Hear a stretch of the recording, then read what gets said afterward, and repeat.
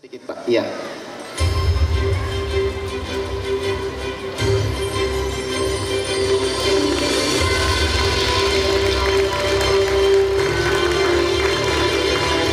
Iya, kami persilakan kembali. Selanjutnya mohon recording.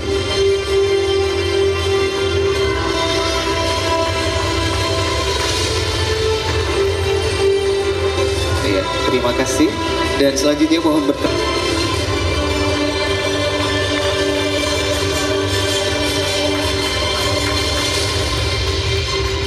Iya, selanjutnya kita akan hitung ya. Kami persilakan menempati ya. Semua tangan diletakkan di depan, ya, diletakkan di depan, pas tangannya yang dalam kotak. Nanti saya hitung ya Pak ya. Saya hitung mundur, akan ada hitung mundur untuk menekan langsung ke dalam. Ya, kita mulai. Sementara di scanning, silahkan masukkan tangannya. Tangannya sementara di scanning.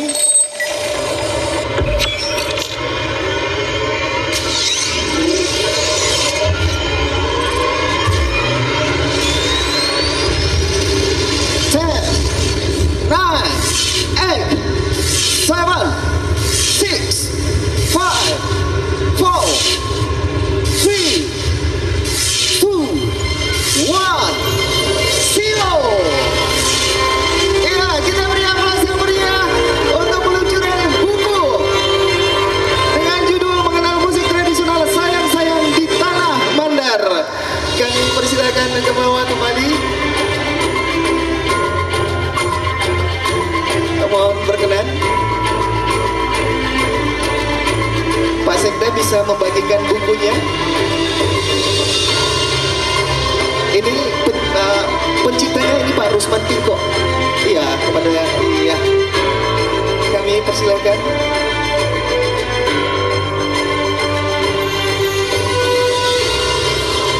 Kami persilakan.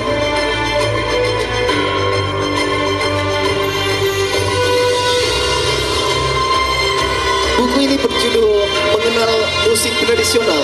Kepada Kepala BPK, mengenal musik tradisional sayang-sayang di tanah Mandar, dengan kesahduan sair-sair kalib dada dalam permainan musik sayang-sayang.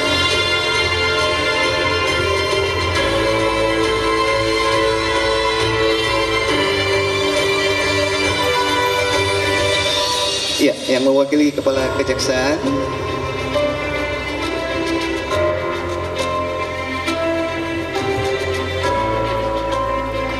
Bapak yang mewakili Kapolres, kami persilakan.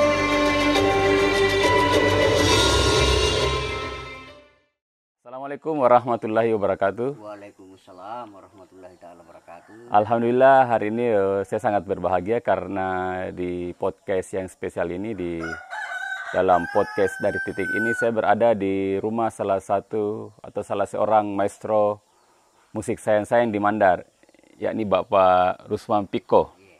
Beliau adalah seorang kalau di kalangan teman-teman seniman dianggap sebagai seorang legend untuk bagian memetik gitar melodi. Nah, saya berkewajiban untuk mewawancara beliau dalam seri saya tentang mendokumentasikan kebudayaan Mandar. Kenapa? Karena Bapak Rusman Piko ini memiliki peran yang cukup signifikan dalam melestarikan musik sayang-sayang di Mandar. Dan bukan cuma itu, di tangan saya ini ada buku yang alhamdulillah beberapa waktu lalu kita luncurkan di Majene di workshop sayang-sayang yang diadakan oleh Balai Pelestarian Kebudayaan Wilayah 18. Nah, buku Bapak Rusman Piko ini kita luncurkan. Dan nanti saya akan banyak bertanya ke beliau tentang perihal buku ini dan sedikit tentang aktivitas beliau di musik sayang-sayang. Yang sebelumnya beberapa waktu lalu saya juga sudah wawancara, tapi lebih ke aktivitas beliau di baik kehidupan sehari-hari maupun sejarah musik sayang-sayang di Mandar yang beliau tuliskan di dalam buku ini. Jadi bagaimana kabarnya Pak ini? Ya alhamdulillah, mudah-mudahan hari ini, hari esok dan ke depan kita tetap masih dalam lindungan Allah Subhanahu wa taala. Nah, yang pertama Pak, ini yang saya mau tanyakan yang juga kemungkinan para penonton YouTube ini, ya, podcast titik ini. Ya ini sejarah awal Bapak Rusman Piko kenapa bisa terlibat di Sayang-Sayang, dan kalau di kalangan pemain musik Sayang-Sayang ini ya Bapak dianggap sebagai salah seorang master lah kalau di bagian makobi, metik di gitar melodi. Ya begini, salah satu pemberian Tuhan yang paling saya syukuri adalah setelah Tuhan memberikan sedikit keahlian tentang memetik gitar dan memberikan saya ilmu tentang bagaimana teori, cara bermain melodi yang maksimal. Kemudian kita akan main di beberapa tempat, mudah-mudahan tetap selalu maksimal begitu. Jadi itulah yang saya paling syukuri, bahwa Allah telah memberikan saya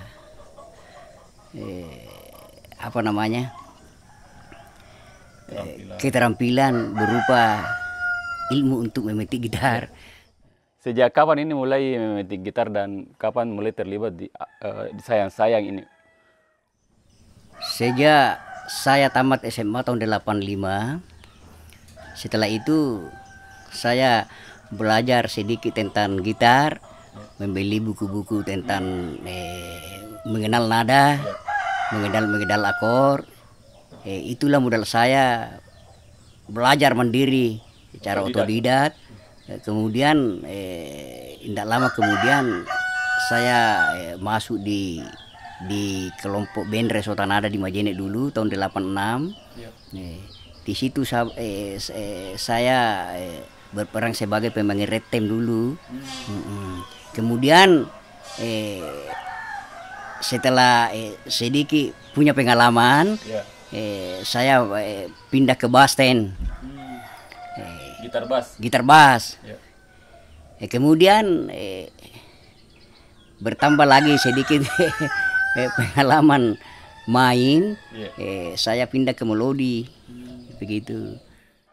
Jadi sekedar informasi, Pak Rusman Piko ini satu alma mater dengan saya itu dari SMA Tinambung, Pak ya? SMA Tinambung, ya, Layonga. Jadi kayaknya angkatan pertama. Saya itu angkatan pertama di Layonga tahun 85. Ya. Kalau lahirnya di mana dulu? Di Banduanua, di Salemba-Lembang. Oh, di Palembang. Iya, tepatnya itu tahun 1965. 65 Pak Rusman lahir. Iya, lahir. Ya. Jadi bolak-balik. Ya, bukan, saya masuk SMP di Majene dulu tahun 77. SMP Majene, SMP 1. Ya, saya masuk. Jadi dulu itu karena memang di Tinambung itu belum lancar seperti sekarang itu, masalah transportasi utamanya mobil. Kita naik sepeda mulai dari Lembang-Lembang ke Pangali-Ali. Saya itu naik sepeda selama 3,5 tahun dari Banduanua ke Pangali-Ali Majene. Karena kebetulan kami ini masuk di SMP 1 Majene. Itu bisa sampai 20 kilo itu satu kali. Iya, satu kali. Jadi ini luar biasa untuk di sejarah awal. Nah, khusus tentang musik ini bisa diceritakan sedikit Pak, sejarah ini. Sayang-Sayang ini kan sering kita dengar ya tentang Sayang-Sayang, tapi mungkin tidak terlalu banyak yang tahu bagaimana cerita sehingga musik yang kita sebut Sayang-Sayang di Mandar ini bisa sampai di Mandar dan berkembang sampai saat ini. Bisa secara sekilas Pak, itu Sayang-Sayang bagaimana itu? Sebenarnya Sayang-Sayang ini adalah hasil daripada beberapa benturan budaya dari luar. Artinya kita tahu dalam sejarah perkembangan musik di Nusantara, khususnya di Mandar, khususnya musik tradisional, itu musik tradisional di Mandar itu, Sayang itu dia muncul melalui beberapa tahapan dan perkembangannya dipengaruhi oleh beberapa benturan budaya. Seperti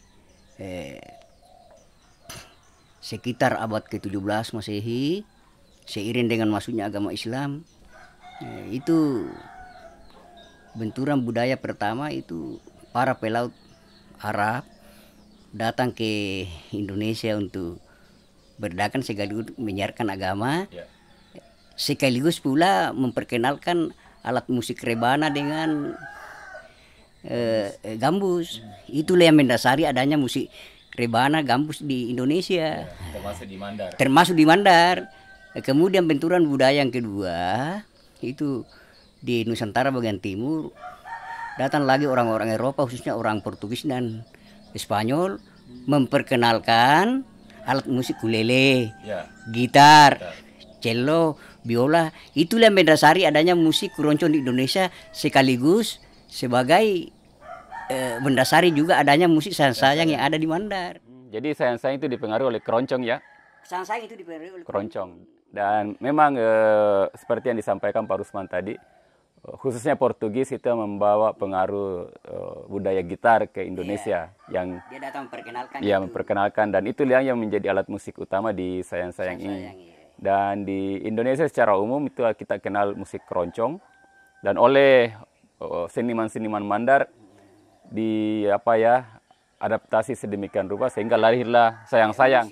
Sayang-sayang di Mandar ya, seperti petikan-petikan. Itulah karya seni orang-orang dahulu, pendahulu kita di tahun-tahun 70-an bahkan di tahun 60-an, sehingga melahirkan beberapa petikan sayang-sayang seperti Kemayoran, Kembang-kembang Dua Keris, Talu-talu Padang Pasir, Leskuin itu.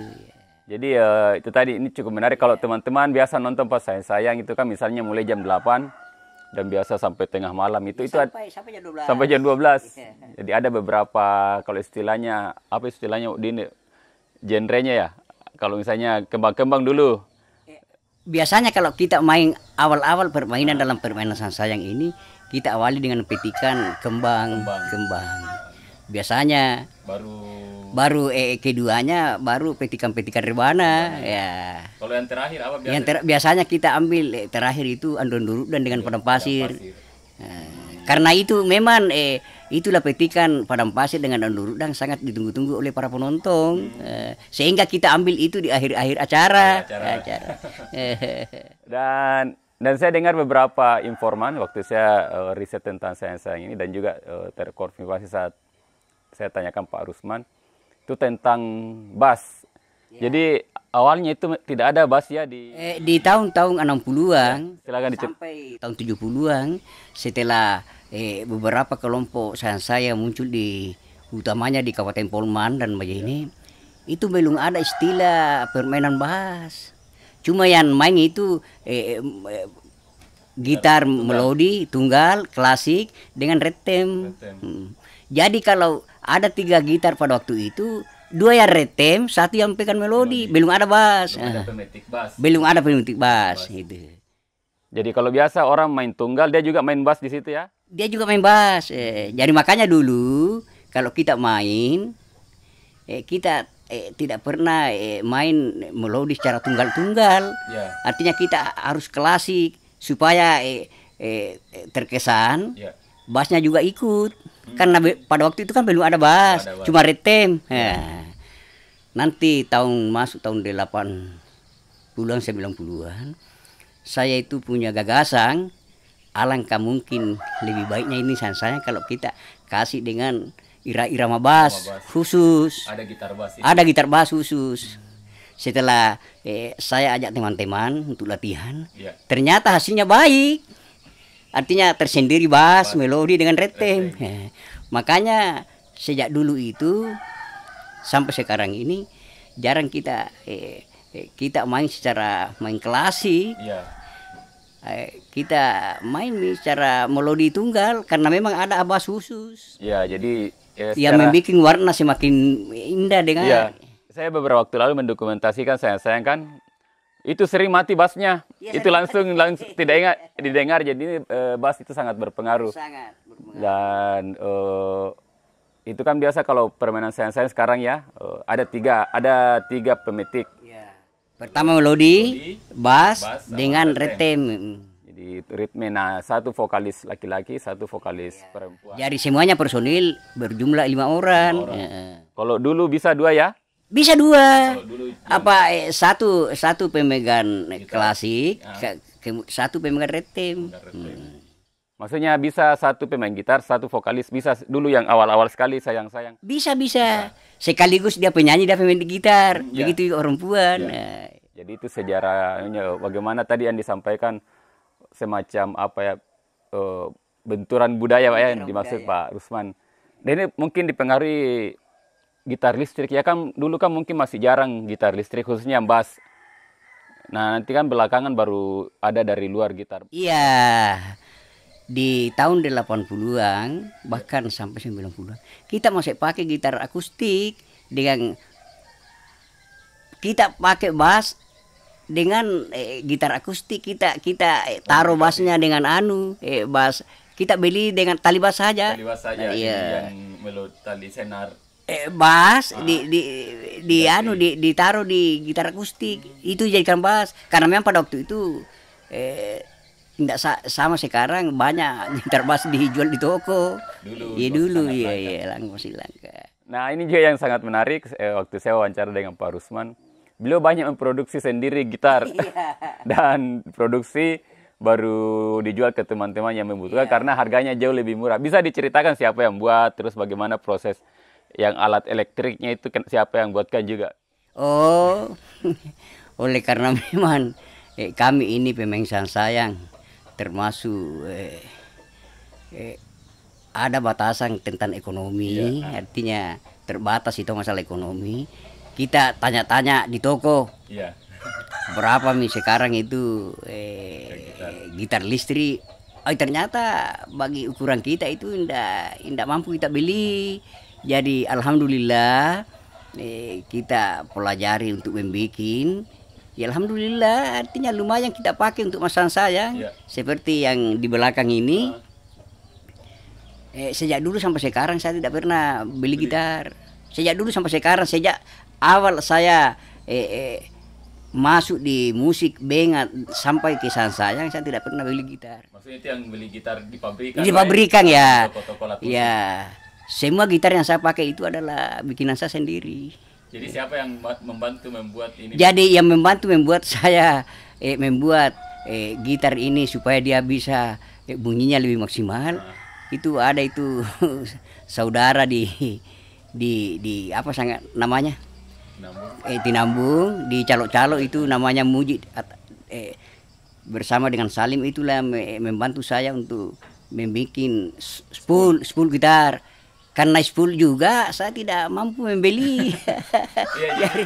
Di gitar listrik itu kan karena menggunakan sinyal listrik jadi dan bukan ruang resonansi untuk menangkap itu. Jadi digunakan spool. Nah yang membuatkan spool itu Pak Mujib. Pak Mujib dengan Pak Salim ya. Kebetulan sepupu saya. Iya suka. Itu yang sejak sudah konfirmasi dan kata Kak Mujib itu dia memang sejak dulu. Sejak dulu. Memesan. Kalau bodinya Pak? Bodinya karena memang banyak model di buku-buku majalah atau buku-buku musik. Itulah saya bebas memilih model mana yang saya pilih. Bahkan sering juga saya tidak berpedoman kepada model. Yang penting sesuai dengan saya punya keinginan, inspirasi, itulah yang saya model buat. Nah, waktu saya dokumentasikan beberapa hari lalu Pak Dahlan, itu gitarnya itu saya tanya siapa yang buat ini, yang hasil dari Pak Rusman Piko. Jadi dulu sampai 20-an Pak ya dijual ya? Gitu. Ya hampir lebih 20-an. Karena semua rekan-rekan pesan saya dulu di tahun 90-an semuanya pesan sama saya. Karena memang kan sulit untuk dijangkau untuk beli di toko karena memang mahal. Artinya ukuran kita bagi pasangan sayang ini indah memang bisa dijangkau. Tapi kabarnya ada juga khasnya itu Pak, kalau buatan sendiri ada suara-suara anunya. Ada memang. Artinya karakternya kita betul-betul puas memakai. Dan alhamdulillah ini gitar di belakang ini, utamanya ini yang hitam, itu sudah 4 kali terbang. Pertama ke Katambini, kedua ke Bali, ke Sangana, ke Tenggarong terakhir. Jadi sudah melanglang buana gitarnya. Dan gitar ini disaksikan oleh 16 negara Eropa dulu itu di Tenggarong. Luar biasa. Alhamdulillah. Ini tipikal seniman yang cukup paripurna. Jadi tidak hanya memetik, tapi juga memproduksi dan terlibat dalam bagaimana perkembangan musik sayang-sayang. Dan yang luar biasa seperti yang saya singgung di awal tadi, Pak Rusman itu menulis buku. Nah, ini sekedar informasi. Ditulis buku ini tidak diketik, bukan ketik mesin ketik maupun komputer, tapi ditulis tangan. Ini bisa dilihat aslinya ini, yang bawah ini. Dipegang saja, dibuka-buka. Nah, yang sangat membuat saya terharu itu beliau Pak Rusman ini tidak menggunakan kertas baru. Jadi banyak kertas bekas yang kosong di belakang itu ditulisi. Itu lebih 100 halaman ini yang beliau tulis. Jadi alhamdulillah ini dalam rangka workshop sayang-sayang kami adakan ini, dengan seizin beliau kami fotokopi dan minta teman-teman di panitia termasuk pihak BPK Wilayah 18 dan Pak Rusman sendiri, kita ambil momentum meluncurkan tulisan Pak Rusman Piko ini dengan apa adanya yang otentik. Jadi biasanya kan kalau kita mau meluncurkan buku, diketik komputer dulu, diurus ISBN, diperbanyak apa semua kan. Nah, ini untuk menjaga keotentikan dan momentum, dan harapannya mudah-mudahan pihak pemerintah baik ke depan, baik Kabupaten Majene maupun Polewali Mandar serta Provinsi Sulawesi Barat bisa menerbitkan buku yang cukup luar biasa ini yang dihasilkan oleh Pak Rusman Piko. Jadi ada puluhan pemain sayang-sayang di Mandar, tapi yang menulis buku sejauh yang saya tahu cuma Pak Rusman Piko. Bisa diceritakan proses penulisan buku ini Pak, dan apa saja isinya ini, dan berapa lama waktu yang dibutuhkan untuk menuliskannya? Sebenarnya waktu yang lamanya saya itu menulis itu hampir 11 bulan. Karena saya betul-betul mencari beberapa sumber informasi dari para pendahulu kita ini, baik di seniman-seniman dari Pambuan termasuk Masud Abdullah, Andi Saiful Sindran, kemudian kalau di Polman Pak Alimuddin Sam dulu itu Pak pimpinan Ben Surya, kemudian beberapa lagi para pemetik gitar di tahun 60-an seperti Emir Daus, almarhum, itulah ya Rustam, dan ada pula seorang pemain termasuk pemain legendaris di Lekopak di situ namanya Tasim, termasuk kelompok Rustam dulu waktu tahun 70-an. Di situ saya juga mencari beberapa informasi tentang bagaimana ini musik saya. Dan hasil wawancara yang dulu lakukan itu kemudian belakangan dicatat Pak ya? Iya. Jadi bisa dibuka mungkin di halaman daftar isi Pak supaya kelihatan jangan. Jadi ini saya bacakan sekilas ya tentang daftar isi. Jadi kata pengantar, terus bagian kedua pendahuluan, bagian ketiga musik tradisional sayang-sayang di Mandar, bagian keempat permainan musik tradisional sayang-sayang, bagian kelima jenis-jenis irama atau petikan dalam permainan musik sayang-sayang dan contoh syair-syairnya Beserta dengan contohnya. Terus keenam itu Pak ya, itu daftar isi. Ya, termasuk daftar isi ini. Jadi ini nanti kelihatan di dalam film, dan saya sambil bacakan juga. Contoh syair-syair yang biasa dinyanyikan dalam irama atau petikan padang pasir. 7. Contoh syair-syair yang biasa dinyanyikan dalam irama atau petikan Kemayoran, Kembang-Kembang, dan Loskuing. 8. Cara menyetem gitar dalam permainan musik sayang-sayang. Jadi teknik menyetem mestel ya Pak ya, ada juga dijelaskan karena di dalamnya di buku ini ada dijelaskan, karena kalau kita lihat permainan musik sayang-sayang setiap masuk genre berikut itu di setel lagi. Jadi tidak pakai setelan standar Pak ya. Tidak pakai setelan standar. Jadi di buku ini ada di cara-cara melakukannya. 9. Kelompok musik tradisional sayang-sayang yang ada di Kabupaten Polali Mandar dan Kabupaten Majene. Dan menurut ini saya sudah baca, memang di cuma 2 kabupaten ini yang perkembangan musik tradisional sayang-sayang di Sulawesi Barat. Jikapun memang ada di kabupaten lain itu dari sini juga Pak ya? Iya, di sini juga. Terus bagian 10, etika dan sopan santun dalam bermain musik sayang-sayang. Jadi berbeda dengan misalnya Musik-musik band. band yang berdiri Ya. dan joget-joget. Nah, sayang-sayang itu duduk saja. Jadi itu etikanya, terus menyapa tamu, cara duduk, Iya. menghadap kemana itu dijelaskan di dalam buku ini. Bagian kedua, perjalanan musik sayang-sayang dari kampung ke kampung di Sulawesi Barat. Ini berisi poin-poin singkat Pak Piko bermain di mana saja, di beberapa titik di Sulawesi Barat maupun di tempat-tempat di misalnya di Kalimantan Timur, waktu beliau di Bali juga dan di Jakarta dan di beberapa tempat di Sulawesi Barat. Terus yang bagian berikutnya mengenal kesyahduan syair Kalindakda yang sering dinyanyikan dalam permainan sayang-sayang. Ada Kalindakda Tosi Pomonge atau yang romantik, Kalindakda religi atau agama, Kalindakda Pipaturu atau nasihat, atau biasa orang sebut juga Kalindakda masalah, ini sama agama. Terus sumber informan dan riwayat hidup penulis. Jadi pemirsa teman-teman sekalian, banyak yang tidak tahu bahwa ternyata sebagian syair yang dinyanyikan di sayang-sayang itu adalah Kalindakda. Itu puisi Mandar yang memiliki formula 8757. Jadi kalau kita perhatikan atau dengarkan, silakan dihitung-hitung suku katanya. 8757. Nah, memang ada beberapa penambahan, cuma itu ada semacam untuk menyesuaikan. Tapi sejauh yang saya dengar di beberapa syair itu khususnya, kan tidak semua genre juga Kalindakda ya, ada yang tidak semua. Tidak semua. Umumnya itu di irama musik apa itu Pak yang harus Kalindakda? Kalau dinyanyikan lewat syair-syair Kalindakda itu biasanya kita main di petikan-petikan Kemban, Kemayoran dan Leskuin. Ya. Kalau yang kayak Padang Pasir itu walaupun kita tidak memakai syair-syair yang memang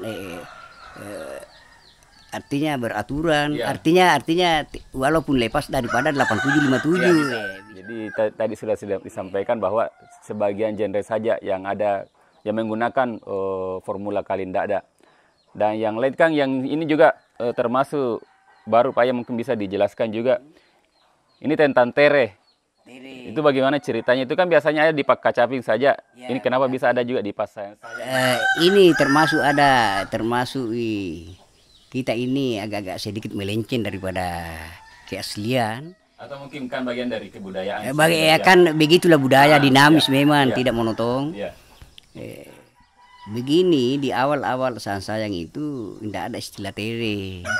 Nanti masuk tahun 80-an, terlebih lagi tahun 90-an, itu kita menyanyi dengan materi menyindir penonton, karena memang penonton juga yang kirim suruh kita memberi informasi tere itu ada itu seorang janda pakai baju ini, dia pacaran dengan laki-laki ini itu sampai sekarang. Nah kalau dulu cuma berbalas pantun. Ya dulu itu coba berbalas pantun, artinya kita pakai betul-betul puisi romantis. Nah ini yang sempat juga diceritakan oleh Pak Sarifuddin, yang termasuk vokalis yang legendaris di Mandar itu, tentang hal itu. Karena memang katanya juga sebelumnya tidak ada tere. Kenapa tidak? Karena supaya penonton tidak bosan. Kan biasa kalau coba dibayangkan menyanyi berjam-jam. Nah salah satu bagian yang ditunggu-tunggu penonton itu tere ya, ketika vokalis baik laki-laki maupun perempuan membuat lirik apa yang terjadi di depannya, di hadapannya, khususnya di penonton yang biasanya itu tere itu kira-kira artinya menyinggung ya, bukan menyinggung dalam arti negatif tapi membincangkan tentang dia di dalam lirik lagu itu. Jadi kadang orang yang pacaran itu bisa betul-betul belakangan nikah gara-gara di tere. Itu Pak ya, jadi itu perkembangan sayang-sayang ya. Nah, ini kan sayang-sayang banyak disukai oleh masyarakat Mandar. Itu di mana saja main Pak Rusman selama ini? Apakah cuma di kawasan pesisir atau memang di Santero Mandar ini? Ya, sesungguhnya sejak kami mengawali karir di bidang seni musik, saya selalu bilang sekarang ini hampir 99% kampung-kampung yang ada di Sulawesi Barat, utamanya di pegunungan dan pesisir itu hampir semua kita tempati untuk titik untuk main. Ya. Kurang lebih ya, kalau tadi mendengar beliau main sejak 85 itu kan sudah ya bisa dikatakan 4 dekade atau 40 tahun. Jadi di pedalaman Pak ya, kalau dulu kan belum lancar ojek ini. Iya, belum lancar. Ya, misalnya kalau mau ke daerah itu kendalanya dulu. Karena kalau ada undangan kebetulan masuk ke gunung, misalnya kita jalan kaki masuk sampai Besoangin dan bawa gitar dan tas. Iya. Tidak sama sekarang pakai ojek. Dan Pak Rusman juga dulu kurang lebih 2 dekade yang lalu juga biasa ke pulau Pak ya? Iya, pulau ya, Kalimantan Selatan. Itu semua pulau-pulau yang ada di Kalimantan Selatan, Kecamatan Pulau Sembilan, semuanya kita tempati main. Dulu sama siapa saja itu? Sama Pak Sari, Pokal, Halija, dengan rekan Pak Bas, Rahmadi, dengan satu lagi suaminya Halija, itu sudah. Nah ini yang tadi disebut Halija sama Pak Sarip, itu termasuk apa ya, sering bersama Pak Rusman main ya? Iya. Dan bisa diceritakan sekilas tentang ini kan, kalau oleh masyarakat Mandar Pak Sarip itu sama Bu Halija itu dianggap ini maestro yang cukup mempengaruhi musik sayang-sayang khususnya di bidang vokalnya. Dulu itu Saripudin dengan Halija dia termasuk pemain tahun 70-an. Namun setelah masuk tahun 80-an itu pemetik gitarnya sekaligus jadi suaminya itu dulu dia mati, meninggal dunia sehingga beberapa tahun dia istirahat, dia main vakum dia. Kemudian ada salah satu acara di Desa Tandasura. Saya juga diundang tuan rumah, dia juga diundang tuan rumah. Itu untuk sayang-sayang. Untuk sayang-sayang. Jadi memang sengaja dipertemukan saya dengan mereka. Sehingga pada waktu itu Pak Sarip bilang sama saya, mudah-mudahan kesempatan ini jangan cuma kali ini kita sama-sama main, mudah-mudahan ke depan. Karena memang sampai sekarang ini tidak ada pemetik gitar yang mengiringi kita. Jadi waktu itu saya kebetulan masuk di kelompok band Majene. Jadi saya betul-betul atur waktu. Kalau ada undangan sayang saya ikut sayang, kalau ada undangan band saya ikut band. Iya, orkes. Jadi sejak itu ceritanya mulai sering bersama Bu Halija dengan Pak Sarip. Mulai saat itu saya sering bersama dengan Bu Halija ke Kalimantan, sama-sama ke Jakarta, ke Pasangkayu, pokoknya hampir semua kota-kota yang ada di Sulawesi Barat, di pegunungan dan pesisir. Hampir semua kita sudah tempat. Termasuk masuk dapur rekaman. Masuk rekaman sama-sama. Jadi sudah ada beberapa ceritanya album ya ini yang sama-sama Pak Rusman ini. Maaf Pak Sarip dengan Bu Halija.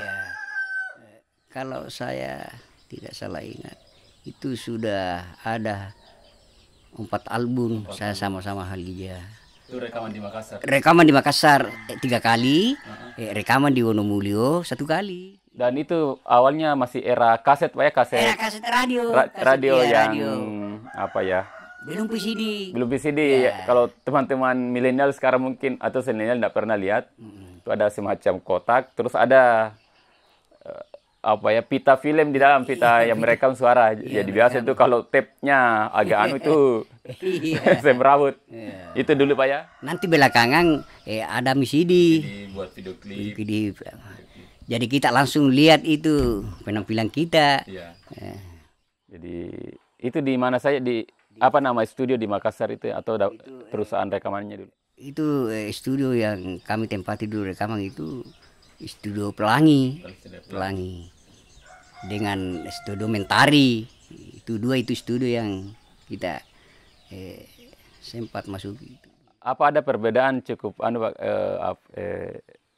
bermain di atas panggung sama di dalam rapor rekaman? Ya, memang sangat berbeda. Kalau kita main di lokasi seperti perkawinan apa, kita tidak terlalu memperhatikan aturan-aturan permainan. Artinya jarak-jarak tempo yang dinyanyikan oleh vokal, begitu juga petikan. Karena memang kan ramai orang, jadi.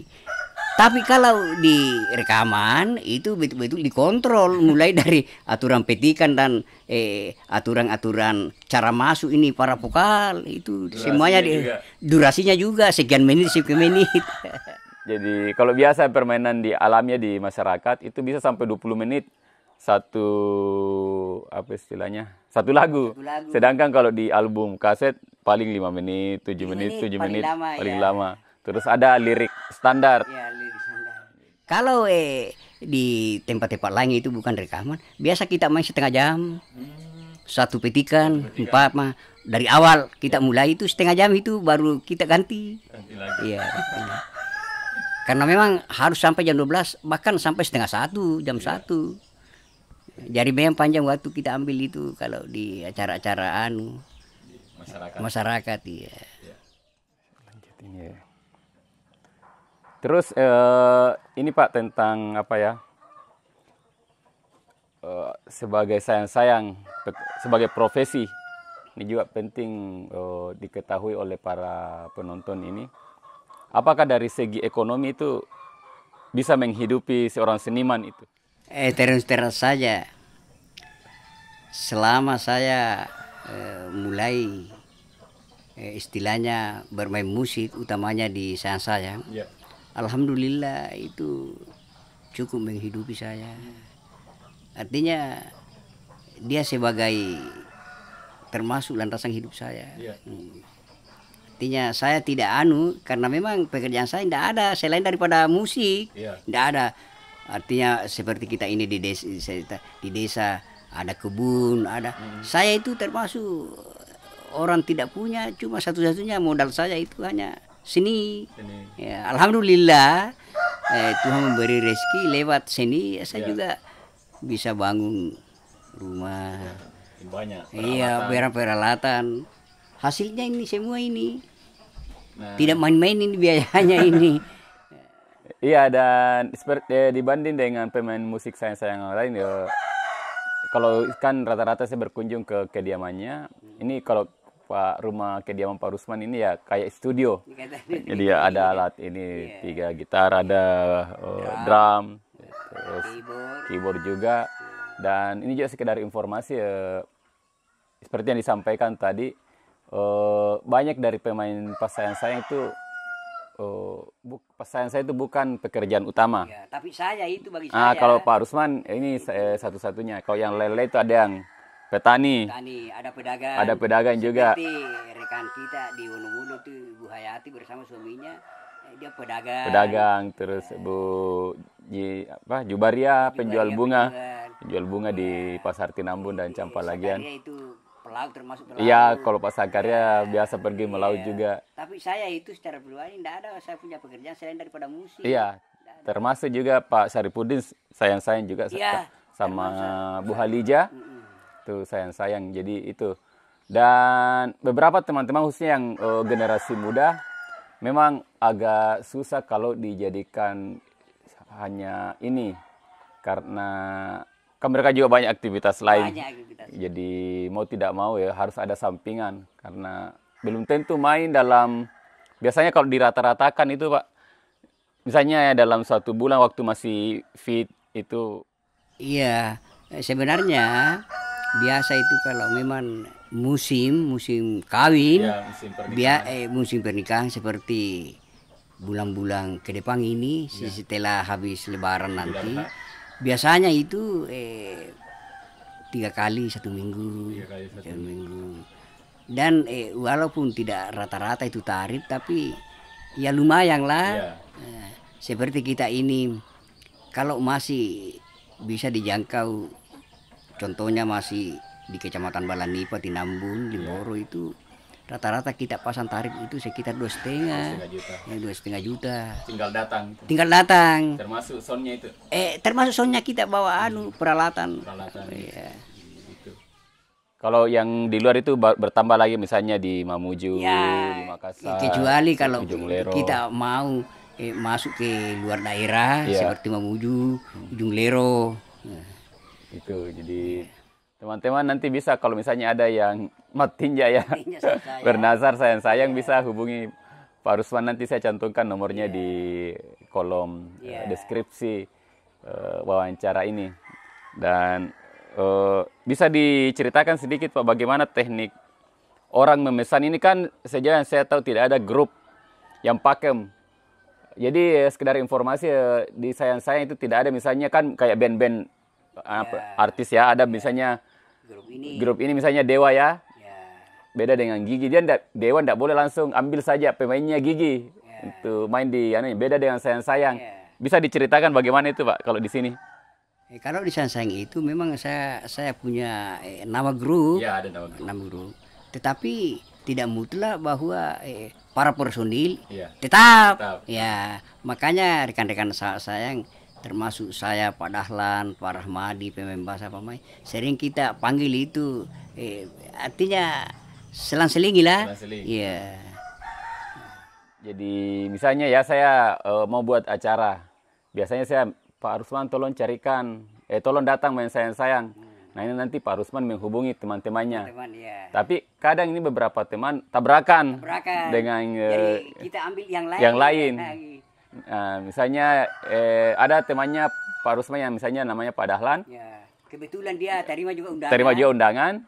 Dan tidak bisa. Dan Pak Dahlan bisa juga mencari yang lain seperti itu. Jadi itu pola yang terjadi teknik di sayang-sayang, karena saya tanya ke beberapa, itu prinsipnya kita tidak mau menghalangi rezekinya orang Pak ya. Tidak ada rezekinya. Jadi di sini relatif terbuka untuk ini. Tapi di beberapa memang punya nama grup. Misalnya Rio, kalau dulu Rio Sayang ya waktu. Kalau dulu Resotan ada. Waktu ada yang kalau sama Palija. Oh, Rio Sayang dulu. Kalau sekarang Pak nama grupnya? Asi Memangang. Ada juga 3 Ria yang dimotori oleh Sakaria.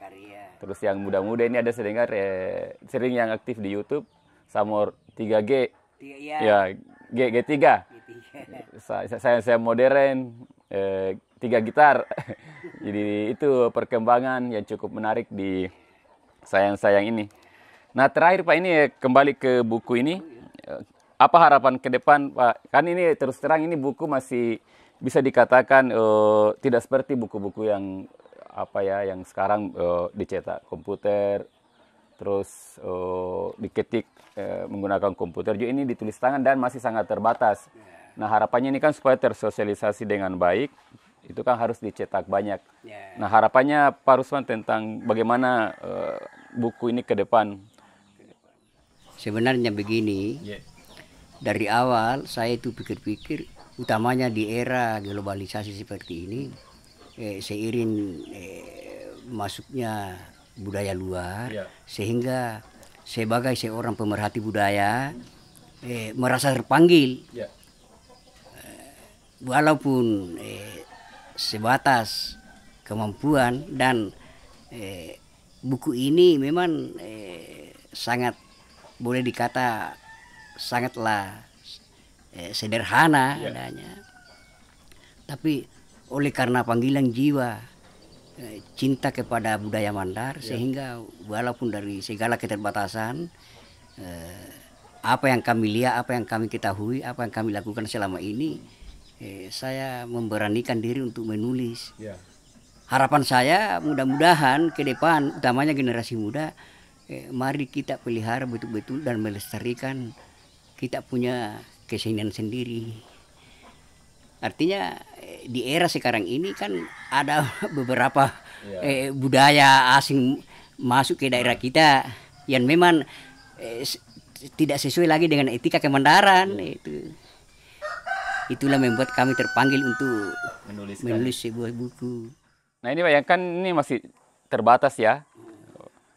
ya mudah-mudahan kan pemerintah, bagaimana kalau berharap, ada nggak harapan buat ke pemerintah supaya paling tidak membantu memperbanyak buku ini lalu disebar ke sekolah-sekolah ya untuk diajaran muatan lokal.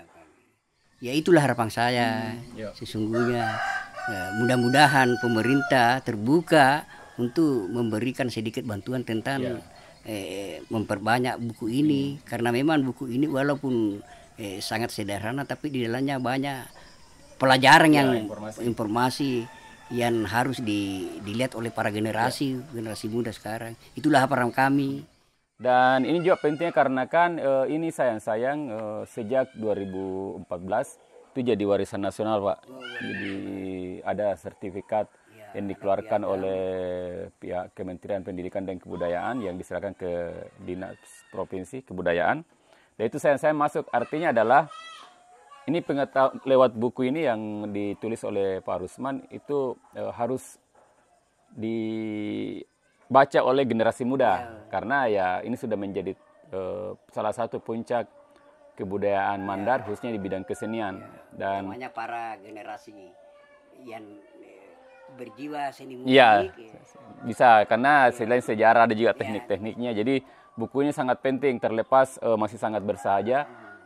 Saya sebagai pendokumentasi dan penulis beberapa buku ini sangat signifikan dalam memberi catatan sejarah perkembangan musik di Mandar.